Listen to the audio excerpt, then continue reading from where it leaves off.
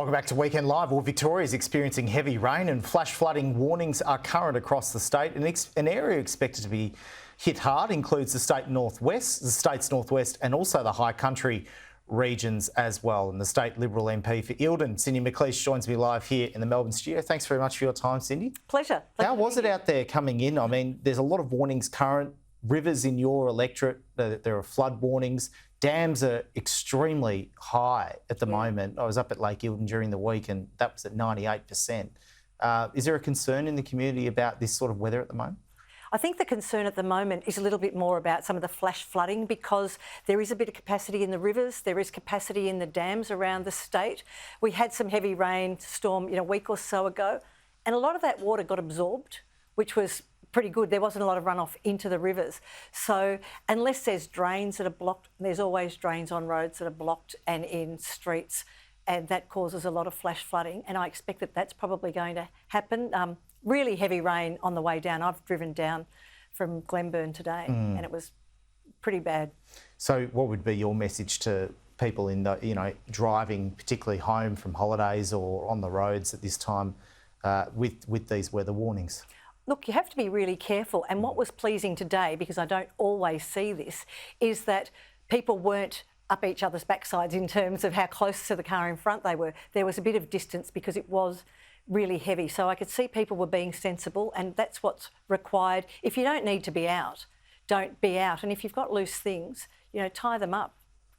The government seems to be out there too, saying the similar messages as well, or at least the Emergency Management Commissioner. I want to talk to you about work cover and work cover reforms here in Victoria. You're the opposition's shadow spokesperson on that. There's been an inquiry that's been held over the summer into reforms that the government say would help fix a broken system. What have you gathered out of that inquiry and the mood of the business community towards trying to fix this work cover system? Yeah, there's no doubt about it, Simon. The system's broke and it has been for some time.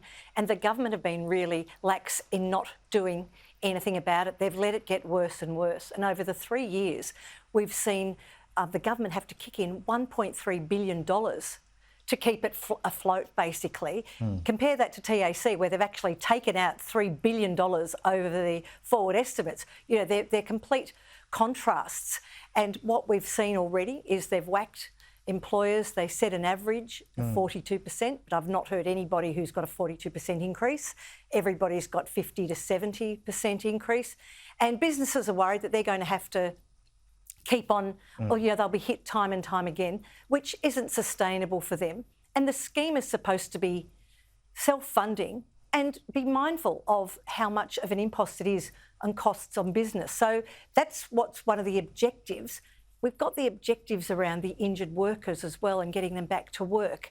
And I know the business community, you hear AIG, you hear VECA, you hear other manufacturing companies, organisations say that, we can't keep having hits, but we need to know a little bit more about this Return to Work Victoria that's being proposed. That's an agency that the government have said they'd set up. Is there any models around the country that the government should be looking at in terms of trying to fix this system? Look, or is the work cover scheme in Victoria a fairly unique one that that doesn't have much precedent or synergy around the country? Each jurisdiction is different in Victoria and New Zealand again, and other countries do grapple with the best way because it is a workers' compensation scheme. You have to look after those who are injured at work, and how best you do that and what are given to those workers, to the support. Now, we've heard about Return to Work Victoria. They mentioned it as one of their pillars in the press releases in May last year. So we're getting up to not quite 12 months, but it's getting there. Now, when the minister introduced the bill into Parliament, he couldn't actually tell us anything about Return to Work Victoria, what it would be, where it would be situated, was it a statutory authority or not. They hadn't done any of that detail. Now, the CEO of the Work Cover Authority now, the acting interim CEO, who had previously been at TAC, said they are in deep planning. Well, they ought to be in deep planning because, that should have been happening earlier in the year when they knew about it, instead of doing it on the run and on the fly very much now. If the inquiry finds that some of the proposed amendments or reforms should be passed, will the Liberals and the Nationals support them? we'll have to have a look at what they are, and because I'm not sure how it's going to end up. You know, we've got very different people making that were presenting at the hearings. We didn't get everyone making submissions because this inquiry was a bit different. Firstly, it wasn't live streamed, which was very unusual, and secondly, they didn't call for submissions. So people, if they made a submission, that was presented to the committee. So they've got to trawl through a bit, and you don't know exactly what it's going to look like because we want data on the modelling. We want to see the rise in mental health claims that they're talking about is a 16% rise, which is a lot. And I reckon that's about 5,000 a year, just judging by the figures they've given us. So you worry the inquiry process has been a bit rushed? The inquiry, I'm glad it's short and sharp because we can get something quickly, but we need... It seems like not many people have been able to put thorough submissions in, though. And I think that was what was voted on at the inquiry. So the inquiry set their own, the number of days they're going to have a hearing. So they had 3. They talked about 2. I was worried that 2 was just not enough. And we need data from WorkSafe about the difference between the public sector and the private sector in mental health claims, for example. Where are the real hotspots? Yes, you know that teachers cop it. You see the sorts of things that police have to do.